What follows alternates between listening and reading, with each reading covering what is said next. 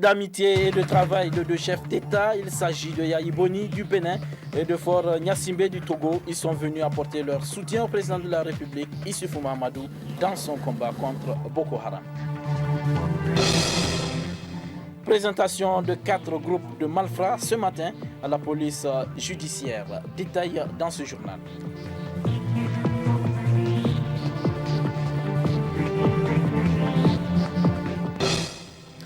Plusieurs militants du parti CDS Rahama de Tamaské ont fait défection pour rejoindre le Pendes Tareya.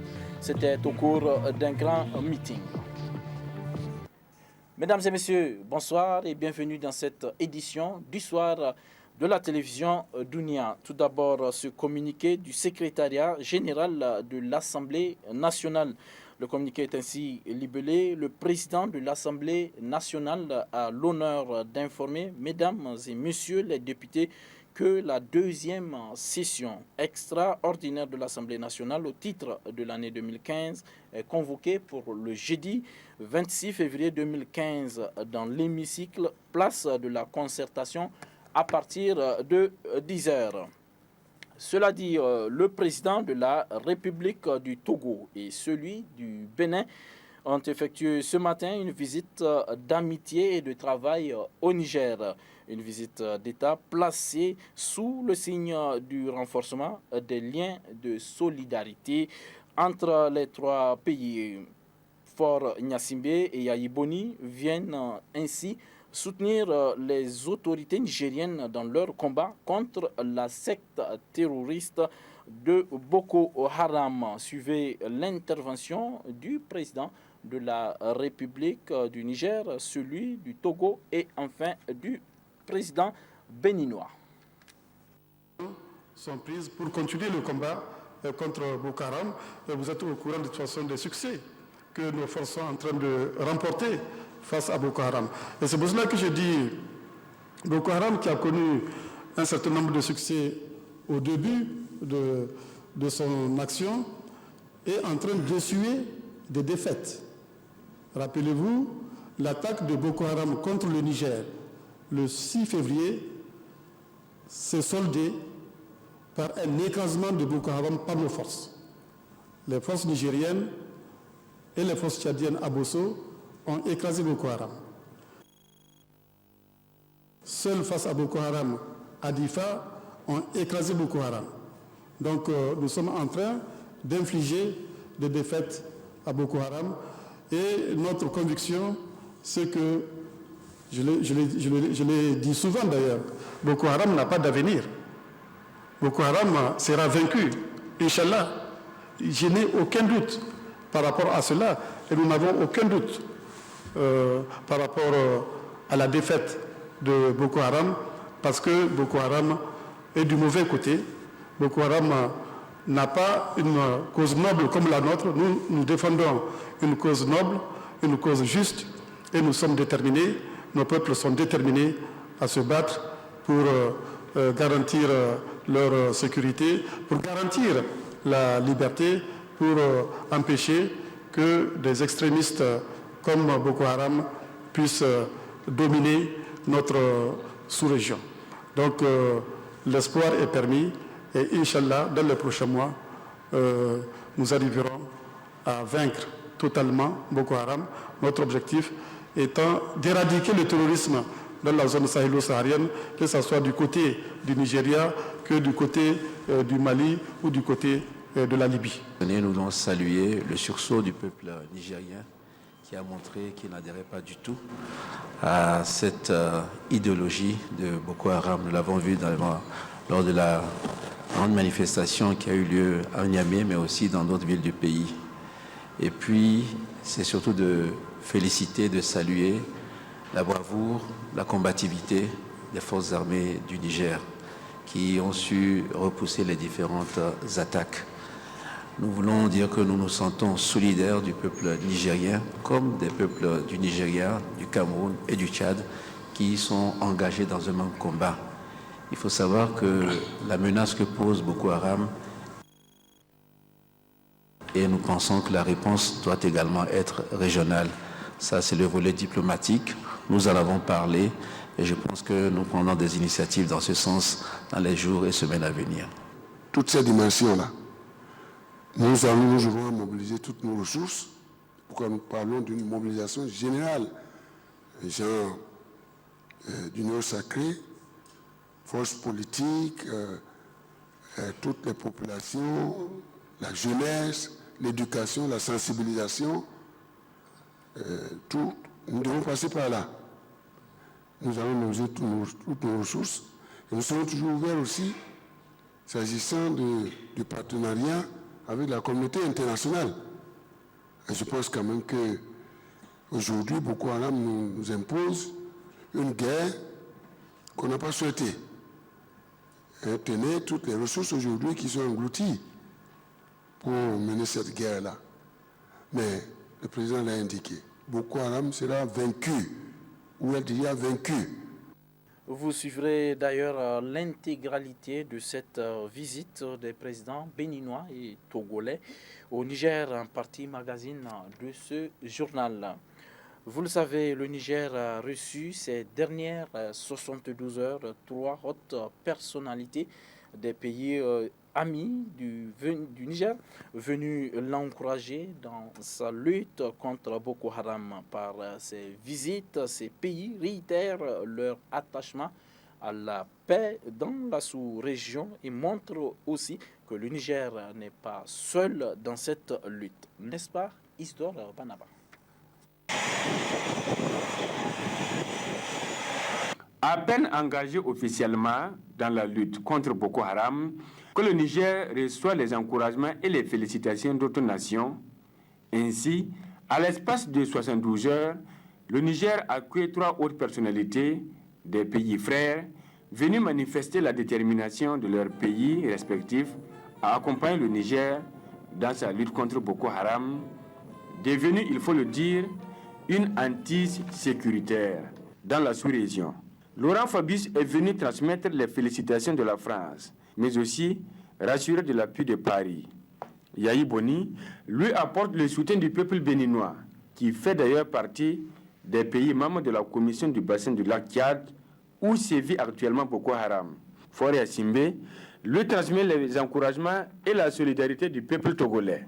Au-delà de toute considération historique et géopolitique, il est indéniable que le Niger n'est pas seul dans le combat qu'il mène contre la secte islamiste. Vaincre Boko Haram est un impératif pour les pays de la sous-région, intimement liés par le cordon ombilical de l'économie. Le soutien que les pays apportent au Niger est justifié par le fait que Boko Haram peut se répandre dans tous les pays. La démarche du peuple nigérien, qui consiste à combattre la secte dans son fief, répond donc à plusieurs impératifs économiques, politiques, sécuritaires et géographiques. Et la visite de Laurent Fabius, du Premier ministre malien, de Faure Simbe et Yahi Boni en est donc l'illustration parfaite. La situation socio-politique du pays était au centre d'un entretien que nous a accordé l'analyste politique Mamoudou Souley. Celui-ci est revenu notamment à la non-participation de l'opposition à la marche républicaine du 17 février dernier et plusieurs autres sujets d'actualité.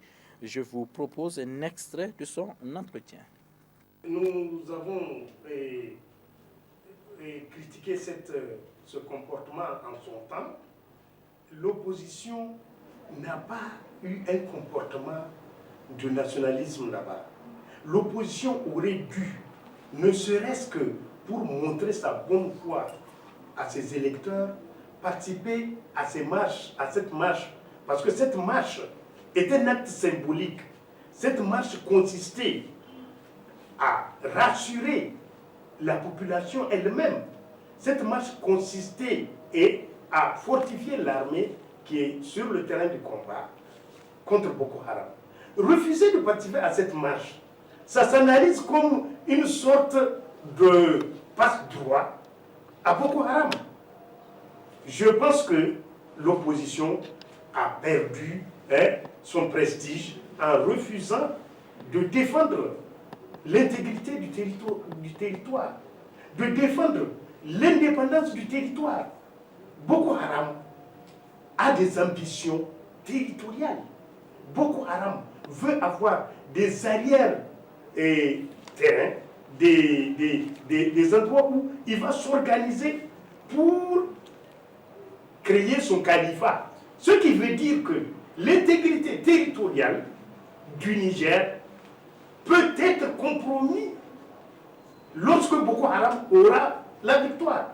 Mais lorsque vous, en tant que citoyen, vous n'êtes pas militaire, vous n'avez pas des armes, vous n'avez pas de l'argent pour contribuer, qu'est-ce que vous devez faire?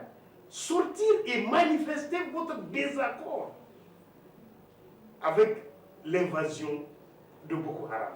Je pense qu'en cela, l'opposition a abdiqué à une responsabilité primordiale qui est de se soulever lorsque l'État est attaqué. Peut-être que l'opposition a mal mesuré sa méthode. Peut-être qu'il pensait que cette marche va créditer le régime en place. Mais c'était une marche qui consistait à fortifier le pays, à encourager l'armée et à soutenir tous ceux qui sont de bonne volonté pour aider à mettre fin à cette guerre. Vous savez, il y a des arbicides. De toute façon, cette marche n'est pas un péché. Cette marche n'est pas une déviance. Cette marche est quelque chose de noble. On n'a pas besoin d'être payé pour participer à cette marche. Ceux qui disent qu'on a payé les gens pour la marche, c'est parce qu'eux, ils ne veulent pas marcher, que d'autres ne doivent pas avoir des opinions pour marcher. À eux la charge d'en apporter la preuve. Marcher et soutenir son pays, qui a besoin d'être payé pour ça? Donc pour eux, il n'y a pas de noblesse, il n'y a pas de nationalisme, hein? Il n'y a pas de comportement altier pour défendre sa nation. Il faut être payé. Je suis désolé de leur manière de voir. Et nous les sommons d'apporter la preuve et de saisir les tribunaux compétents à cet effet. La mission de mobilisation contre la secte Boko Haram entamée le 17 février dernier dans la région de Maradi par le ministre Abdou Oumani a pris fin avec l'étape des départements d'Agué et de Gazawa. Compte rendu Alzouma Seini Soumeila et Abdelkader Ilyassou. Les départements d'Agué et Gazawa ont constitué les dernières étapes de la campagne de mobilisation de l'ensemble des populations de la région de Maradi en faveur des forces de défense et de sécurité nigériennes qui sont désormais engagées dans une guerre totale contre la secte religieuse Boko Haram.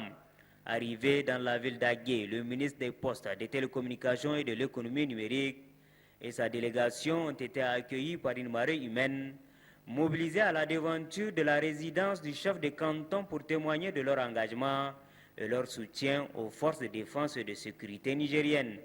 À ce niveau, le ministre a pris la parole pour remercier cette mobilisation exceptionnelle avant d'expliquer les raisons qui ont conduit à la guerre contre Boko Haram et ce que l'armée et le gouvernement attendent des populations nigériennes. Dans le département de Gazawa, le ministre a été également accueilli par des slogans anti-Boko Haram scandé par une population venue nombreuse pour apporter son soutien moral dans la guerre imposée au Niger par la secte religieuse Boko Haram. Là aussi, toutes les interventions étaient unanimes, soit unies pour bouter à jamais Boko Haram hors des frontières nigériennes. Pendant ce périple de Gazawa et Agué, des lectures du Saint-Coran et plusieurs prières ont été dites pour que l'armée nigérienne soit à la hauteur de sa mission. Avec cette mission, la population de la région de Maradi a pris conscience du danger que représente Boko Haram. Elle a également compris le rôle qu'elle doit jouer pour que le Niger reste et demeure en paix. Et puis ce communiqué de la fondation japonaise Niwano, la fondation donc japonaise Niwano pour la paix a décerné ce matin son prix annuel à Esther Abimiku Ibanga. Madame Esther est une militante et religieuse nigériane qui fait campagne contre le groupe islamiste Boko Haram. Cette récompense de 20 millions de yens, soit environ 100 millions de francs CFA, salue l'action de la fondatrice du mouvement Women Without Walls, c'est-à-dire Femmes sans mur, qui s'élève contre les meurtres des femmes et d'enfants au Nigeria, a expliqué le comité de prix Niwanu. L'organisation de Mme Esther regroupe des femmes de diverses religions et ethnies à qui elle donne une voix. En religieuse courageuse et dévouée, Esther a beaucoup travaillé pour encourager et faciliter la réconciliation entre les groupes de confession et tribus opposées. A justifié la fondation qui a ajouté qu'elle s'est insurgée contre les enlèvements commis par Boko Haram. Ce groupe islamiste multiplie depuis 6 ans les attaques violentes et exactions dans le nord-est du Nigeria et a étendu ses opérations au Cameroun, au Tchad et au Niger voisin. Depuis 2009, l'insurrection de Boko Haram et sa répression par les forces nigérianes ont fait plus de 13 000 morts et 1,5 million de déplacés. La suite de ce journal, je le disais dans les titres, la police judiciaire a présenté ce matin à la presse 4 groupes de malfrats spécialisés dans l'escroquerie, faux et usage de faux et viol de mineurs. On fait le point avec Oumarou Amadou. 11 malfaiteurs spécialisés dans l'escroquerie, enlèvement, séquestration et viol de mineurs ainsi que l'usage du faux en écriture publique ont été présentés ce matin à la presse par la police judiciaire. Le premier groupe, constitué de 4 personnes, est inculpé pour faux usage de faux en écriture publique. Ils auraient introduit dans des dossiers de demande de certificat de nationalité nigérienne au tribunal de grande instance hors classe de Niamey 12 faux actes de naissance. Le deuxième groupe, composé également de 4 personnes, est spécialisé dans l'escroquerie. Ces personnes de diverses nationalités utilisent des numéros de téléphone des pays étrangers pour tromper leurs victimes. Sont également inculpés pour escroquerie et tentative d'escroquerie 2 autres personnes. Celles-ci, pour en voir leurs victimes, prétendent être des djinnis. Elles auraient déjà perçu environ 6 millions de francs CFA en contrepartie. Ils donnent à leurs victimes des produits de la pharmacopée et des bagues en argent. Un autre malfaiteur, lui, est accusé d'évasion, enlèvement, séquestration et viol de mineurs de moins de 13 ans. Le suspect aurait abusé de 3 fillettes de moins de 13 ans. Déjà identifiées, et des investigations sont encore en cours pour identifier d'autres victimes au Bénin, au Niger et au Togo. D'où cet appel lancé par Adli Toro de la police judiciaire. Nous venons ce matin de procéder à la présentation de 4 groupes de malfrats. Et bien, par rapport à tout cela, nous voulons attirer l'attention des parents, de faire preuve de beaucoup plus de vigilance, de contrôler la fréquentation de vos enfants, de surveiller la sortie et l'entrée de vos enfants à la maison, puisque nous tenons ici à vous préciser que le 4e cas que vous avez constaté de vous-même, il s'agit d'un pédophile. Il a eu à commettre son forfait un peu partout, à Niamey comme au Bénin, mais aussi au Togo. Donc la vigilance est de mise. Au niveau des établissements, nous demandons à l'administration, au niveau des écoles, de surveiller les enfants, de surveiller aussi les gens qui viennent récupérer les enfants à la descente comme à l'entrée des classes. La lutte contre le grand banditisme et la criminalité ne doit pas être l'apanage de la police judiciaire seule. La population doit apporter aussi sa contribution.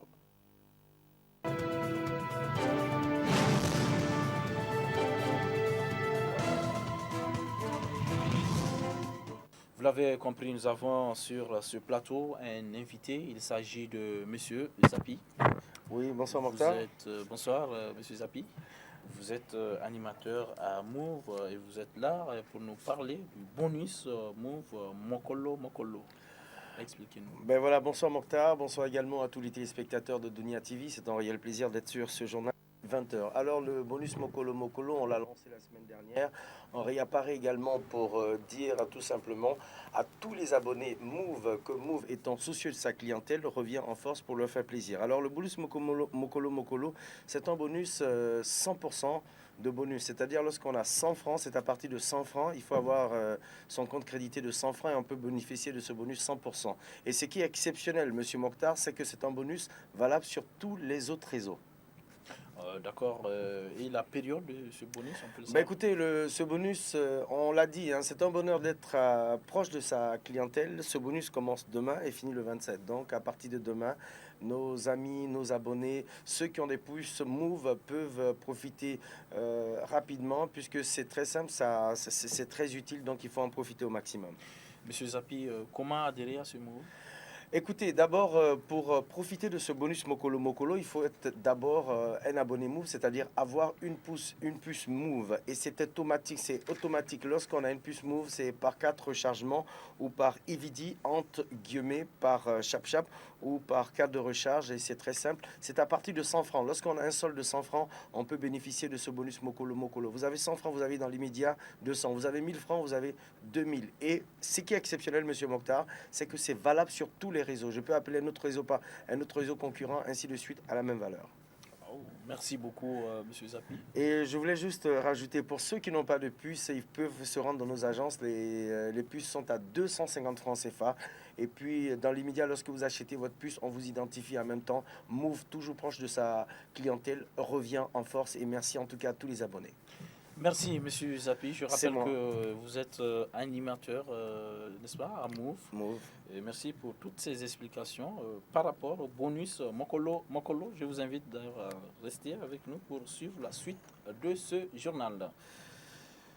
Les militants du PNDS Taria de la région de Maradi ont organisé dans le village de Kegil un meeting. Objectif, accueillir une adhésion massive de militants en faveur du parti Rose. Compte rendu à Soumassène Soumela et Abdul Kader Iliassou.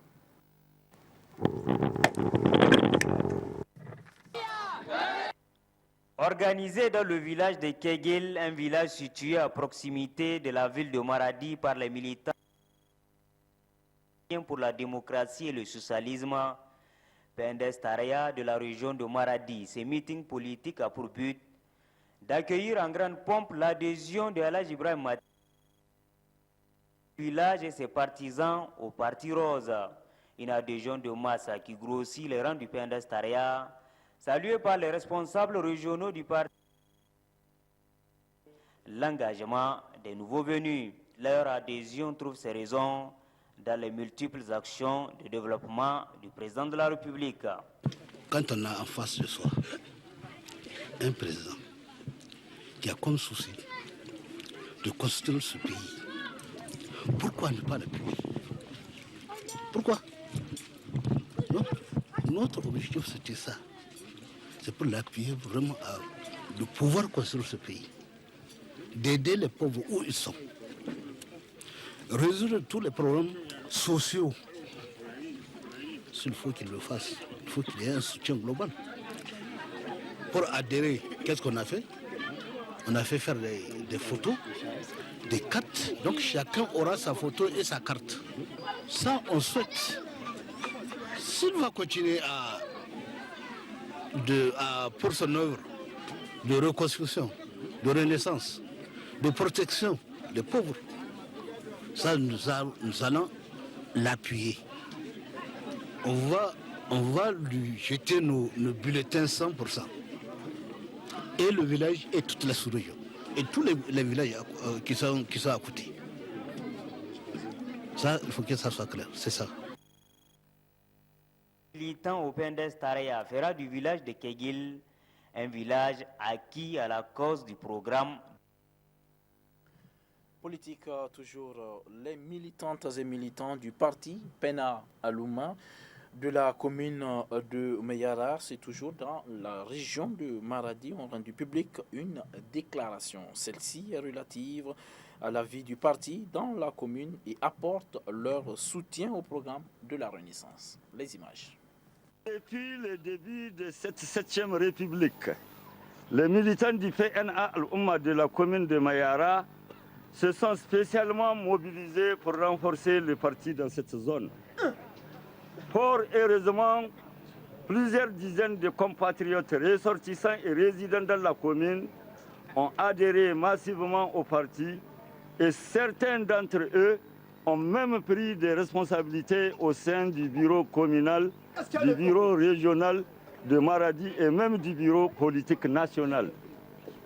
Le PNA Al-Oumma s'interdit de faire du tapage et même des déclarations médiatiques autour de l'arrivée de certains militants en son sein. Mais malheureusement, certaines personnes s'inquiètent du succès de notre parti aussi bien localement que nationalement. Ils n'ont rien trouvé d'autre chose à faire que d'organiser des croisades pour tenter de détruire le PNA Al-Oumma dans certaines communes de Maradi, dont celle de Mayara. Le PNA Al-Oumma prend acte de cette agression et à laquelle il répondra correctement et fera tout pour préserver l'unité en son sein. Le PNA Al-Oumma appelle tous ses militants à rester vigilants et à contrecarrer est nécessaire les fossoyeurs de notre parti. PNA apporte son soutien sans réserve au programme de la Renaissance prôné par le président de la République, El Hadj Mohamedou Issoufou. Apporte son soutien aux forces de défense et de sécurité FDS pour la défense de l'intégrité territoriale. Apporte son soutien aux populations de la région de Difa qui traversent des moments difficiles imposés à tort sur notre pays par la nébuleuse Boko Haram. Le PNA Al-Oumma de Mayara demande à l'ensemble des Nigériens en général et à s'investir pleinement afin d'apporter leurs donations initiées par les médias privés et publics du pays en vue de soutenir nos forces de défense et de sécurité. Je remercie tous ces militants qui ont refusé de suivre les détracteurs du parti et surtout les corrupteurs qui veulent acheter leur conscience. Vive la section PNA Al-Oumma de Mayara, vive le PNA Al-Oumma tout entier et vive la MRN. Fête à Mayara le 21 février 2015 pour le bureau communal Sani Tombo. PNA PNA PNA.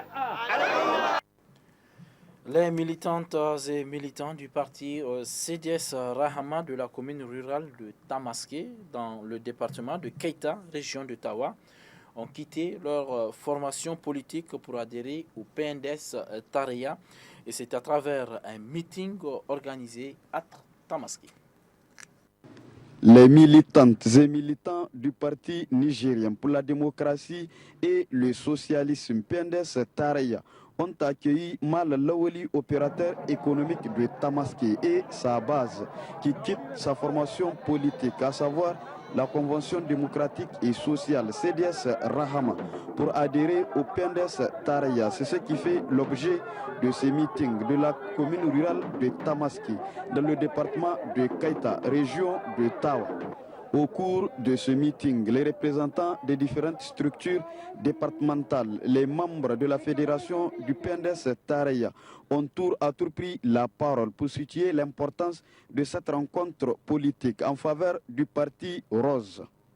Dans cette forte mobilisation, on note la présence de Abdou Sidi, directeur général Kaïma, moteur de cette organisation. En marge de ce meeting d'adhésion, l'épouse du directeur général de Kaïma a fait un don d'un lot de produits pour l'entretien de la maternité de Tamaské, estimé à une valeur de 700 000 francs CFA.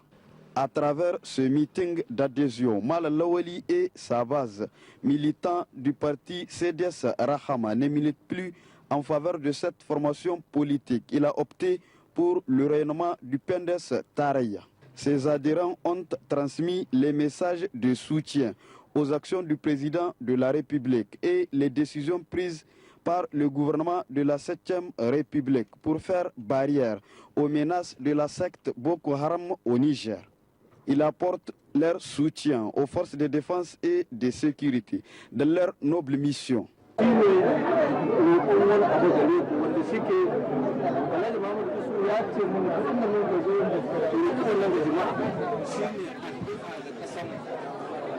kusa in babu kwanciyar hankali babu kiwo babu kasuwanci babu zumunci babu harbi babu zuwa babu saboda haka halin da kasan mu take ciki kuma da haka da Allah lokacin da an kai sallah muna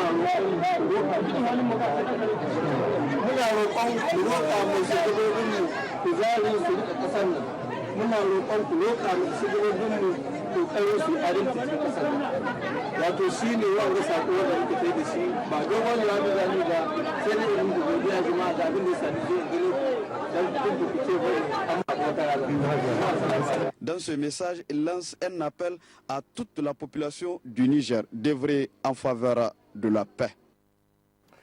Retour à Niamey où le ministère du Plan de l'aménagement du territoire et du développement communautaire organise depuis ce matin un atelier dans le cadre du projet d'appui à la mobilisation des ressources internes et à l'amélioration de la gouvernance économique et financière. L'atelier a pour objectif de valider le schéma directeur des systèmes d'information et de télécommunication du ministère des Finances. Le compte rendu est signé Halimatou Abdou et Issa Hassan. C'est dans le cadre de la mise en œuvre du projet d'appui à la mobilisation des ressources internes et à l'amélioration de la gouvernance économique et financière que cet atelier a été organisé. Il a pour but de valider le schéma directeur des systèmes d'information et de télécommunication du ministère des Finances pour les 3 prochaines années à venir. Le schéma directeur des systèmes d'information et de télécommunication, qui est ainsi soumis à votre appréciation, est le prolongement naturel du schéma est mis en œuvre à partir de l'année 2010. Il tire donc, comme il se doit, les leçons appropriées du précédent schéma directeur. C'est ainsi, par exemple, qu'il se focalise uniquement sur les projets informatiques stratégiques du ministère pour les prochaines années. Il propose plusieurs pistes menant à la maîtrise des coûts informatiques. La nécessité de constituer des pôles d'expertise mutualisés dans le domaine des technologies de l'information et de la communication au sein du ministère des Finances.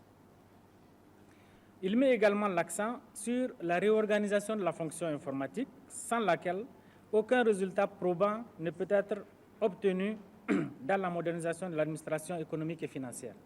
Les objectifs poursuivis à travers cet atelier sont d'élaborer le schéma directeur informatique pour les 3 à 4 prochaines années pour le ministère des Finances.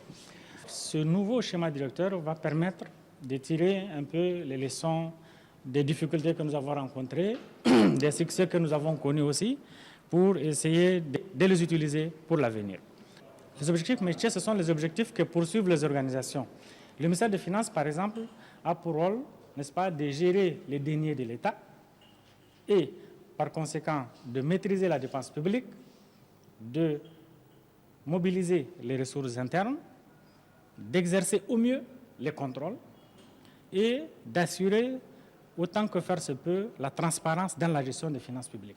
Ces assises de 2 jours aboutiront sur la validation du schéma directeur des systèmes d'information et de télécommunications du ministère des Finances, ce qui permettra aux 10 ministères d'accomplir de façon optimale sa mission en tenant compte des moyens humains, techniques et financiers déjà existants.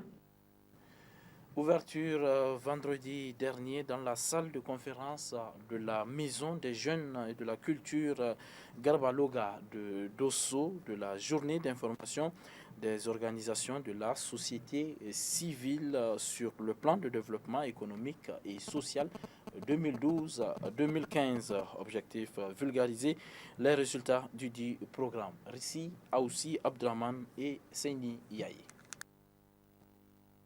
Informer et sensibiliser les acteurs de la société civile dans les 8 régions de notre pays sur le plan de développement économique et social PDS 2012-2015 en vue d'une meilleure vulgarisation de ce programme auprès des populations, de leurs structures et des partenaires œuvrant dans ce secteur.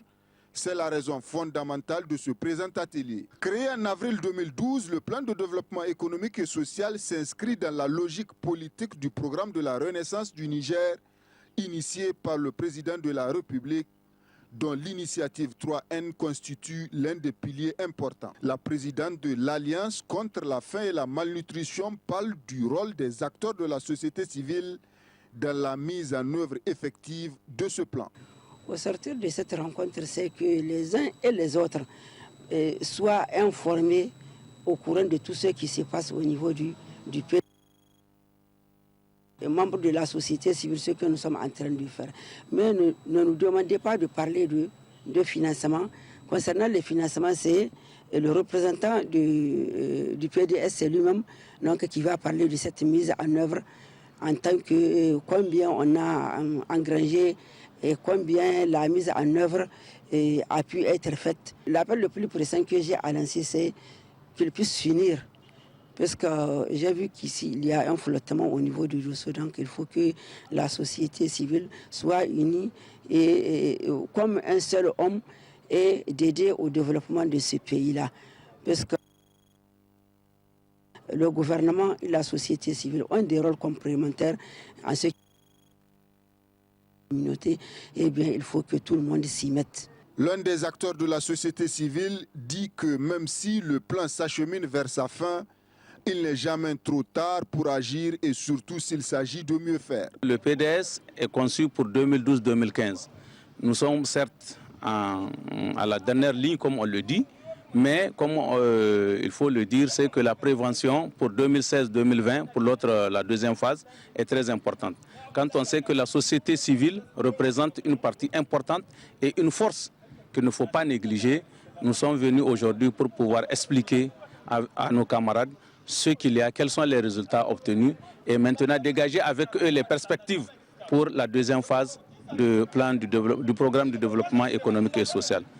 Il faut dire que la présence massive de ces camarades est à saluer. Cela démontre l'intérêt qu'ils accordent justement au développement en général et surtout le développement de la région de Dosso. Le plan de développement économique et social est sans doute un pôle fédérateur de toutes les politiques et stratégies nationales du développement de notre pays, car il contribuera à faire de notre pays une nation émergente. Ouverture dimanche dernier à Tillabéri de l'atelier de vulgarisation du programme de développement économique et social au niveau de la région de Tillabéri. Cet atelier est organisé par le secrétariat permanent du PDS et vise à améliorer l'implication des acteurs de la société civile de la dite région dans le processus du suivi de la mise en œuvre du PDS. D'autres précisions avec Abdoulaye Amoukou. Il est le président de la Chambre de concertation des ONG et associations de développement de Tillabéri. C'est d'abord rassembler pratiquement toutes les organisations de la société civile ici à Tillabéri. Quand on parle de société civile, c'est vraiment les syndicats, les partis politiques, les ONG, associations de développement. L'atelier, vraiment, c'est de pouvoir vulgariser effectivement les grandes lignes du PDS à l'intention des organisations de la société civile. Alors ce que nous pensons, c'est qu'il faudrait bien que cette société civile soit dotée d'informations, en tout cas sur le PDS, parce que beaucoup de personnes aujourd'hui ignorent le contenu du PDS. Dans ce cas, en le vulgarisant, cela va en tout cas nous permettre de mieux comprendre tous les contours, en tout cas de la question. Et je vais profiter pour dire qu'il ne faudrait pas que cette vulgarisation s'arrête seulement au niveau des chefs-lieux de région. Il faudrait bien que ça soit aussi étendu, surtout dans les départements, dans les communes et les cantons. Parce que c'est là-bas que vraiment beaucoup de personnes ne connaissent pas, ne savent vraiment tout pas ce que c'est que le PDS. Nous attendons ce qu'au sortir de cet atelier, Effectivement, il faudrait que, en fait, je pense quand même que les gens seront outillés et seront en mesure, capables en tout cas, d'expliquer une fois retournés dans leur entité respective ou au sein même de l'organisation, ils seront quand même capables en tout cas d'expliquer un peu ce qu'ils ont appris ici. La Maison des Jeunes et de la Culture de Maradi a servi de cadre le 16 février dernier à une journée de sensibilisation sur la mise en œuvre du PDS. Détail avec Alzouma Seyni Soumela et Abdelkader Iliassou. Sensibiliser les acteurs de la société civile de la région de Maradi sur la mise en œuvre et les objectifs clés du programme de développement économique et social PDS, c'est le but ultime recherché à travers cette journée de vulgarisation du programme organisée à la MJC de Maradi à l'endroit des principaux acteurs de la société civile. La présente rencontre qui nous réunit ici se résume sur les objectifs suivants, à savoir vulgariser le PDS en vue de garantir la mobilisation de toutes les parties prenantes, améliorer l'implication dans le processus du suivi de la mise en œuvre du PDS, d'informations indispensables aux acteurs pour assurer un meilleur suivi des programmes et projets inscrits dans le PAP PDS. Dans le cadre de l'exécution de ce programme, la société civile doit jouer un rôle prépondérant en apportant sa contribution dans la mise en œuvre du programme. Le rôle de la société civile, c'est d'intégrer la mise en exécution donc, du PDS. C'est-à-dire toutes les actions qu'elles doivent entreprendre doivent reposer sur le PDS, puisque c'est le seul élément, c'est le seul instrument aujourd'hui de développement sur lequel s'alignent toutes les contributions, toutes les aides qu'on peut avoir des partenaires techniques et financiers. Ensuite, c'est de suivre aussi l'évaluation de ce programme-là, afin de faire le suivi, afin que nous puissions savoir qu'est-ce qui a été fait, qu'est-ce qu'il faut relever comme défi, que fils du pays, qu'ils apportent leur pierre à l'édification d'une nation forte, d'une nation crédible, une nation dynamique qui veut se développer par ses propres moyens. Cette journée de vulgarisation aura permis aux participants de comprendre la vision pour la réussite de ce programme qui constitue une référence pour tous les programmes de développement. Depuis un certain temps, Niamey connaît une nouvelle situation météorologique.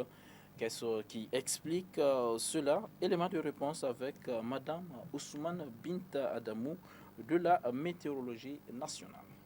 Oui, depuis le jeudi, notre pays est sous l'influence des vents forts en altitude qu'on appelle en météorologie jet subtropical.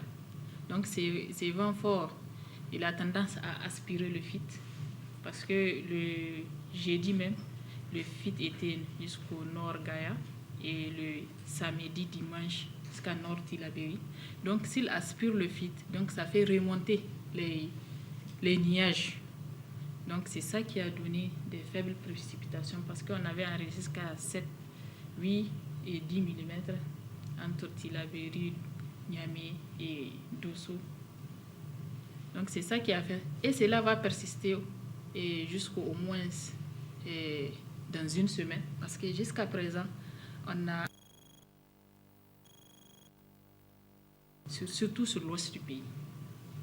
Et ça va même aller jusqu'à l'est du pays. Parce qu'au niveau du Nigeria aussi, on a à peu près la même tendance qui va venir. On est en février. En février, vraiment, au Sahel, on ne peut pas dire que c'est le début de la campagne. C'est des phénomènes qui arrivent à ce moment. C'est ce qu'on appelle après les pluies de mangue, si vous voulez. Oui, ça fait... On a des situations pareilles. Mais pour dire que c'est le début de la campagne, non. Il faut espérer en avril ou en mai pour vraiment dire que c'est la saison pluvieuse qui va. Le retour de la fraîcheur est dû à la pluie qu'on avait enregistrée, la faible pluie, et de l'humidité aussi. Donc si on aspire les nuages, ça fait en sorte que vraiment il y a eu de la pluie, l'humidité là, c'est ça qui fait en sorte que les températures ont tendance à baisser. Jusqu'à la fin de la semaine, comme les jets, peut-être pluie très fine sur l'ouest du pays et l'est aussi. Jusqu'à présent, l'est n'a pas encore enregistré, mais ça va venir parce que le jet persiste sur le pays. Tant qu'il y a le jet, vraiment, on espère avoir des faibles précipitations et puis une baisse des températures. Comme annoncé, la partie magazine de ce journal consacré à la visite de notre pays ce matin des présidents Faure Gnassingbé du Togo et de Yahi Boni du Bénin. Les deux chefs d'État étaient ce matin à Niamey pour soutenir le président de la République, Issoufou Mahamadou, dans son combat contre Boko Haram. Très bonne réception et au revoir. Accueillis tour à tour par leurs homologues nigériens, les chefs d'État togolais et béninois foulent à nouveau le sol nigérien pour une visite d'amitié et de travail.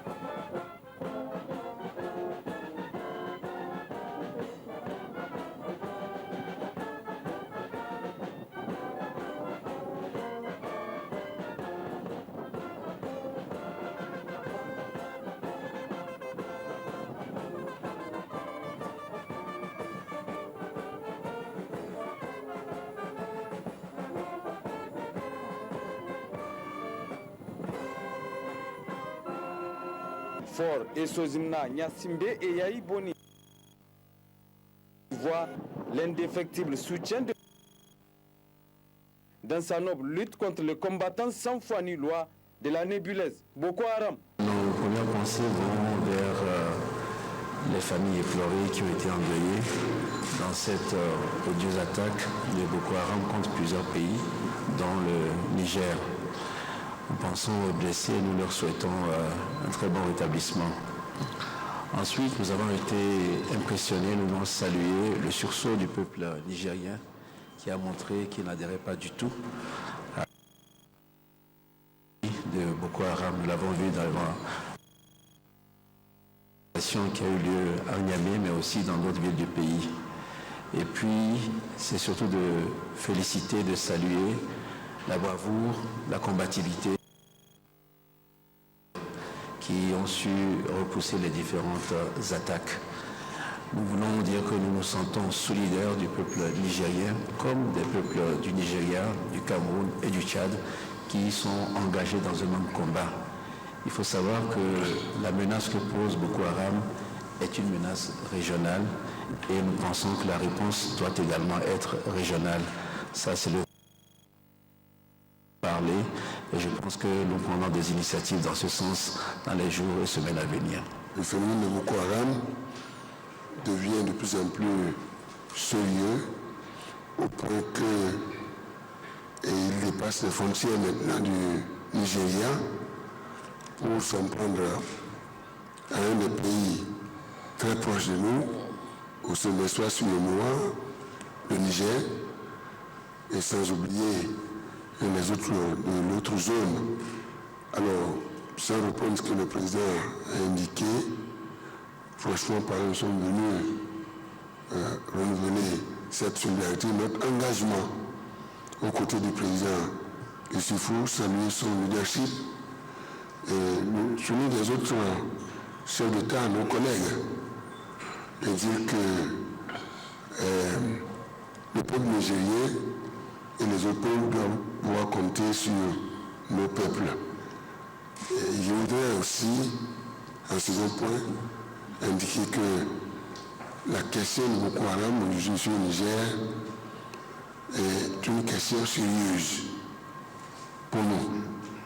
Nous sommes déterminés à en finir.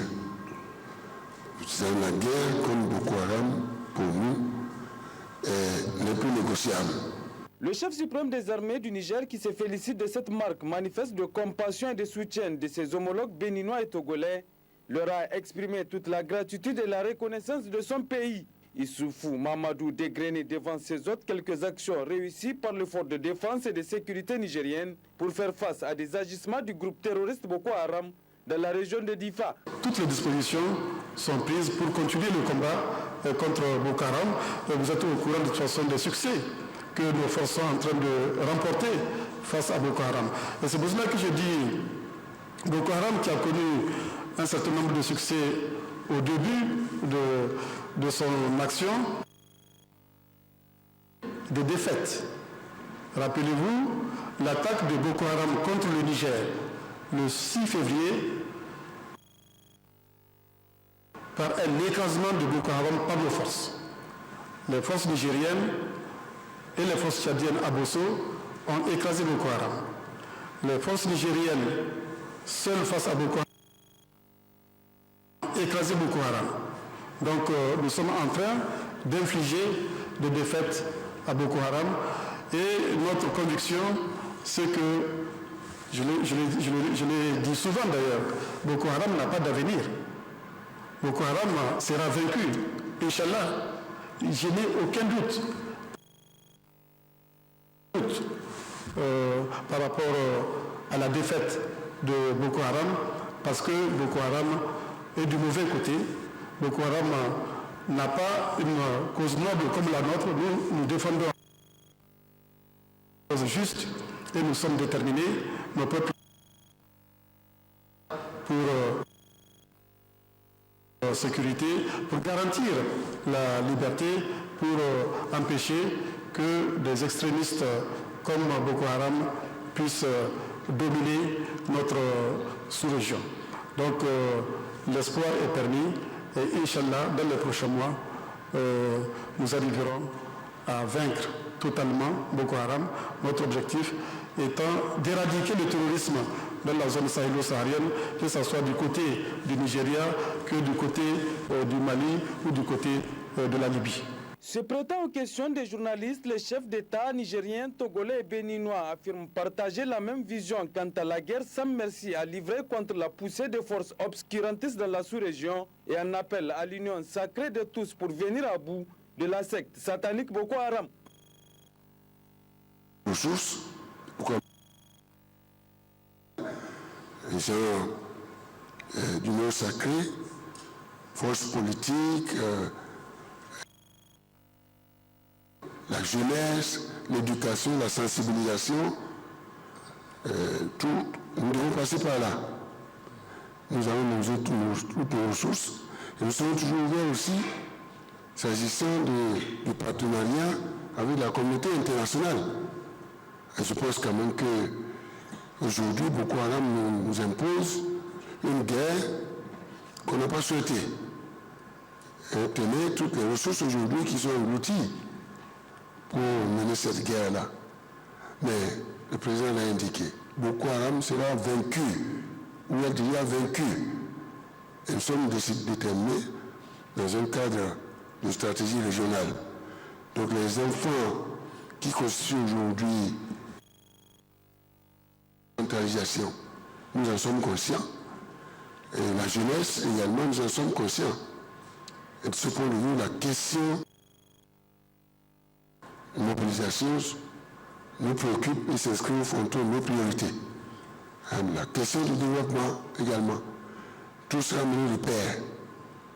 Mais nous vous rassurons et le féliciter pour ce qu'il est en train de faire pour le peuple nigérien, pour le peuple de la sous-région, et nous demander de transmettre nos félicitations aux autres collègues qui ont été attaqués. Je fais allusion au président Idriss Déby du Tchad, qu'on ne peut plus vous présenter, le président notre cher Paul Biya, le président Béni Jonathan du Nigeria. D'importantes autres questions, comme celle relative à l'avancement des travaux de construction de la boucle ferroviaire, ont également été abordées lors de ce face-à-face avec les hommes des médias. Après le lancement du chantier Niamey et Parakou Cotonou. Les travaux ont débuté à Niamey et également les travaux ont commencé à être exécutés également au Bénin, ne serait-ce qu'à travers la mise en place de la gare de Cotonou. En ce qui concerne, nous avons beaucoup progressé entre Niamey et Dosso. Le chantier est en cours. Comme vous le savez, on aurait souhaité que ce chantier entre Niamey et Dosso soit terminé avant le 18 décembre. Dans des chantiers de ce type, il y a toujours des impondérables, il y a toujours des aléas. Cela n'a pas été possible, mais nous fondons l'espoir que dans quelques mois, le tronçon Niamey-Dosso va être terminé et nous n'allons pas nous arrêter là. Nous devrons poursuivre ce chantier jusqu'à la frontière avec le Bénin. Et récemment, nous avons eu une réunion bipartite entre le Bénin et le Niger. Nous avons eu un conseil de ministres conjoints communs à l'issue duquel on a pris un certain nombre de mesures à Cotonou pour accélérer la mise en œuvre du chantier. Au lendemain de ce conseil de ministres conjoints, nous avons eu une autre réunion avec l'entreprise Bolloré en présence du président Bolloré. Et là également, nous avons convenu d'un certain nombre de mesures qui puissent permettre d'accélérer aussi bien du côté du Niger que du côté du Bénin. Donc c'est un chantier, un projet qui est au centre de nos préoccupations. Donc nous allons poursuivre la surveillance, le contrôle puisse être...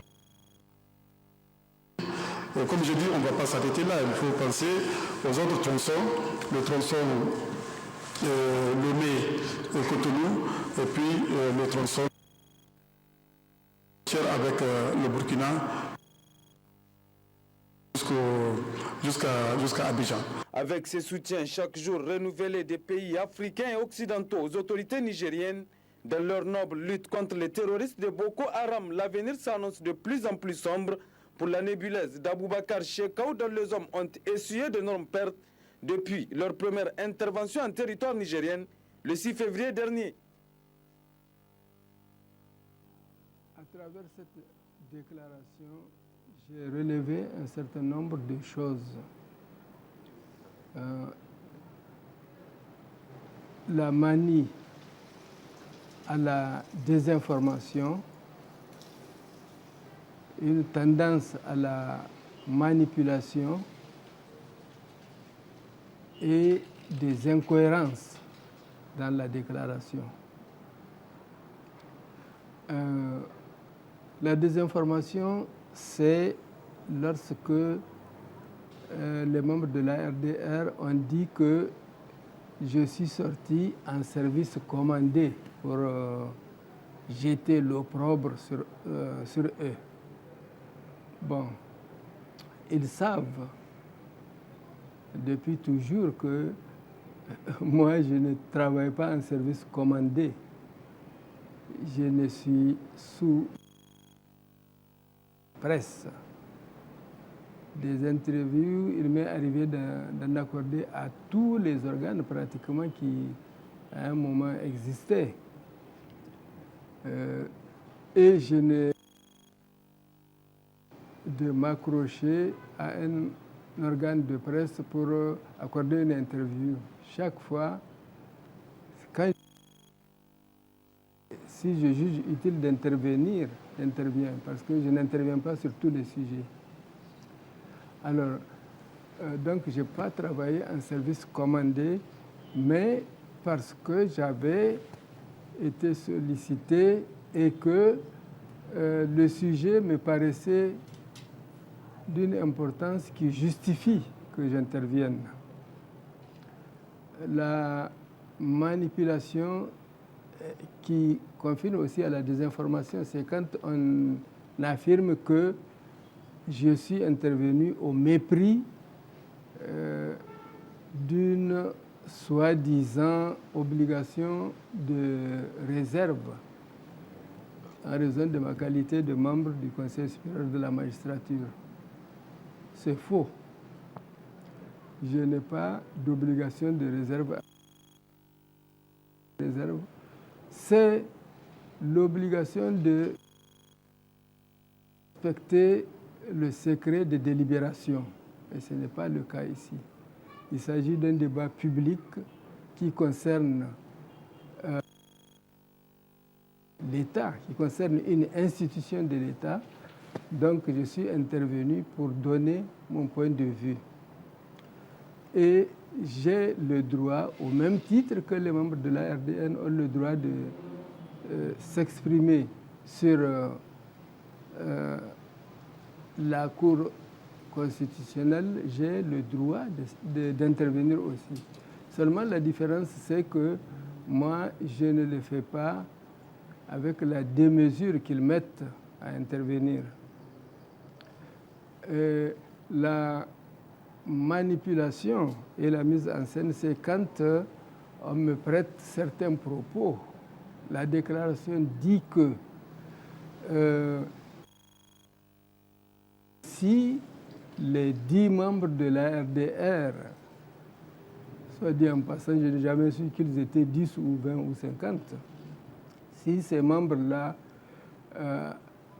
entreprenaient une action en justice contre leurs dissidents, les dissidents de leur formation, ils auraient gain de cause. Je dis que c'est faux.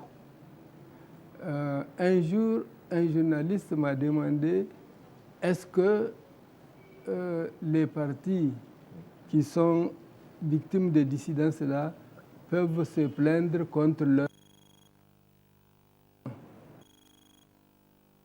Je dis oui.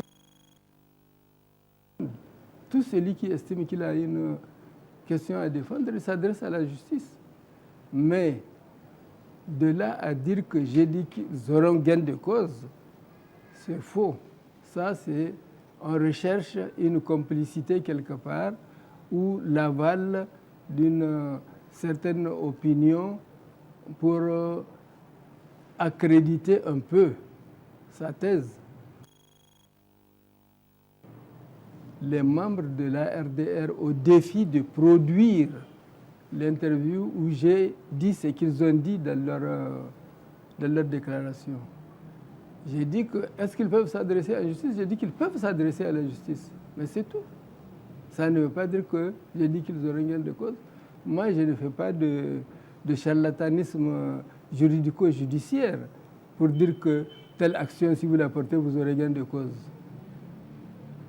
Jamais. Ensuite, il y a une certaine confusion dans ce qu'ils disent. Premièrement, ils ont de s'être émissés dans le domaine judiciaire au mépris de la séparation des pouvoirs. Ils ont employé les arguments qu'ils ont l'habitude d'employer pour dire ça. Bon. Ensuite, après ça, ils s'escriment encore à démontrer que la Cour constitutionnelle n'est pas une justice magistrat. Donc, ils se contredisent.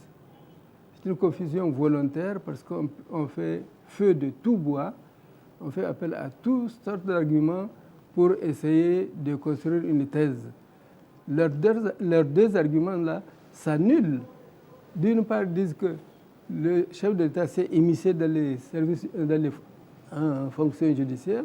De l'autre, ils disent que la Cour constitutionnelle n'est pas une juridiction. Alors, dans quoi il s'est immiscé? En réalité, c'est le désarroi parce qu'on ne sait pas où donner de la tête. On cherche tous les arguments partout. La réalité, c'est que la Cour constitutionnelle est bel et bien une juridiction. C'est la Constitution qui le dit, ce n'est pas moi. Ils n'ont qu'à regarder dans cette Constitution qu'ils rabâchent à tout bout de champ. C'est dans le même titre qu'on parle du pouvoir judiciaire et c'est là-dedans qu'on parle de toutes les cours et tous les tribunaux du Niger. La justice nigérienne, c'est le même titre qui parle et de la Cour suprême, et de la Cour constitutionnelle, et de la Haute Cour de justice, etc. etc. Ils n'ont pas à dénier à ces services cette qualité. Ce n'est pas vrai. Ils disent que le procureur a agi sur ordre pour les poursuivre ou pour les faire poursuivre, pour les faire entendre. Bon, c'est non. Contrairement à une idée qui est répandue, parfois d'ailleurs volontairement, on sème la confusion, ce n'est pas l'avocat du gouvernement, le procureur. Le gouvernement, quand il a une affaire à défendre, il a un avocat. Le procureur, c'est l'avocat de la société. Donc, dans cette affaire, dans l'affaire du livre blanc, qu'il semble qu'on leur reproche d'avoir écrit en certains termes, c'est la société qui est en cause, c'est l'État qui est en cause. Donc, le procureur est bel et bien habilité à ordonner une enquête préliminaire pour comprendre de quoi il s'agit, pour savoir s'il y a une infraction, c'est-à-dire une faute commise contre la société, un acte susceptible de causer du désordre social et troubler l'ordre public. Il est habilité à agir. C'est en cette qualité que le procureur intervient. Ce n'est pas parce que le chef de l'État lui aurait dit de poursuivre. C'est pas bon. Et ils disent que la Cour constitutionnelle seule doit... Non. La Cour constitutionnelle peut s'estimer comme victime. Mais la société aussi est victime parce qu'il y a menace de désordre. Quand, au cours d'une bagarre, fracture un bras à son voisin, le voisin peut se plaindre, il peut ne pas se plaindre. S'il est au fait de la question, il poursuit pour blessure involontaire ou même volontaire. Il poursuit. Donc l'un n'empêche pas l'autre. C'est une institution.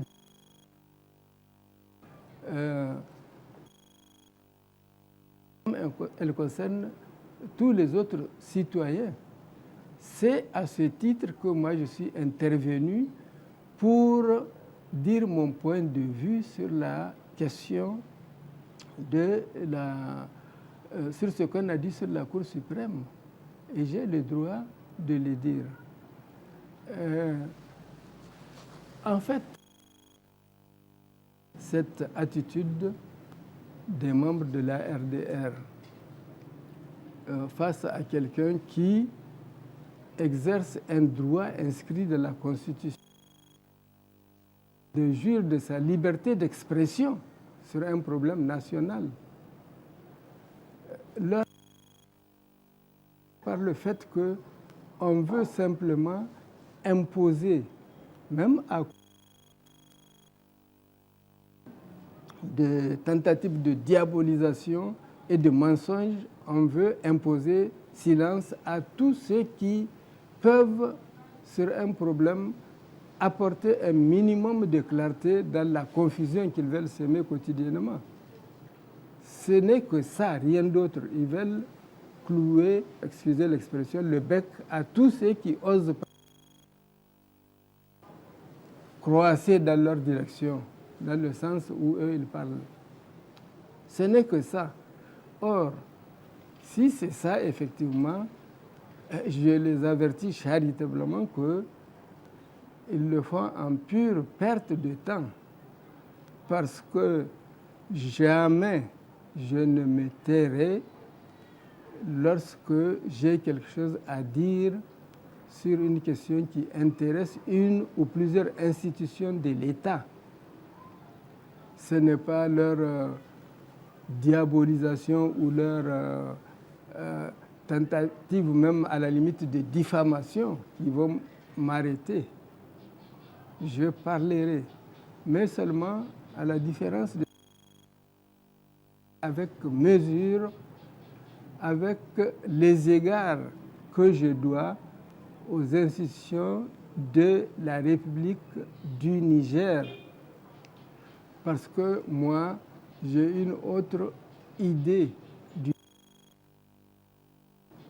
Leur Niger, eux, ce qu'ils envisagent, quand ils parlent du Niger, c'est en termes de menaces, de malheurs de toutes sortes. Ils ne rêvent que plaie et bosse.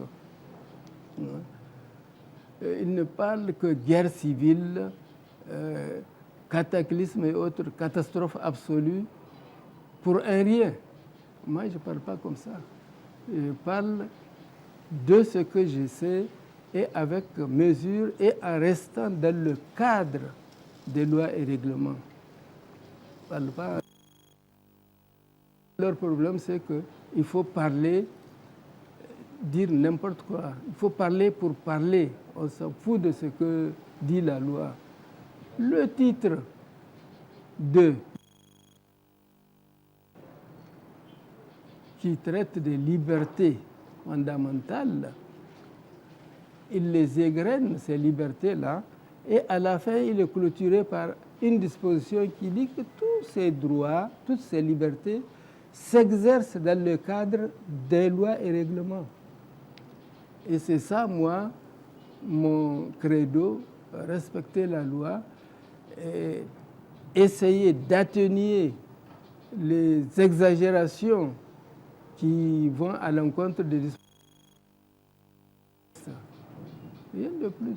Maintenant, tout le reste, ils peuvent toujours courir. Moi, je ne me tairai pas. Tant que j'aurai quelque chose à dire de sensé, je n'ai pas perdu la tête, moi, pour aller ramasser toutes sortes d'arguments n'importe où pour servir à la nation. En tout cas, je trouve que leur déclaration contient des inexactitudes volontaires contre moi, des inexactitudes que j'ai rappelées ici. Leur déclaration contient de la confusion volontairement sémée et leur attitude, leur déclaration contient des mensonges à propos notamment du devoir de réserve. Ils n'ont tiré ça d'aucun texte en ce qui concerne les membres du Conseil supérieur de la magistrature. Donc ça, c'est une manière de se battre avec l'énergie du désespoir. Ce qu'ils ne veulent pas entendre, s'ils ne veulent pas que je dise qu'ils sont un parti battu, ils n'ont qu'à se comporter en responsable. On dit que leur chef de file est responsable, sage, mais moi, je n'ai pas trouvé de la sagesse à travers les déclarations-là. Il n'a qu'à me démontrer, preuve à l'appui, que ce qu'il me prête là, je l'ai dit. Sinon, je le considérerai, jusqu'à preuve du contraire, comme ce berger que j'évoquais dans l'interview que j'ai donnée. Reportez-vous à l'interview, vous verrez ce que j'ai dit sur un certain berger. C'est la même chose. S'ils veulent qu'on les croie, ils n'ont qu'à se rendre crédibles avec des choses crédibles, pas des boniments.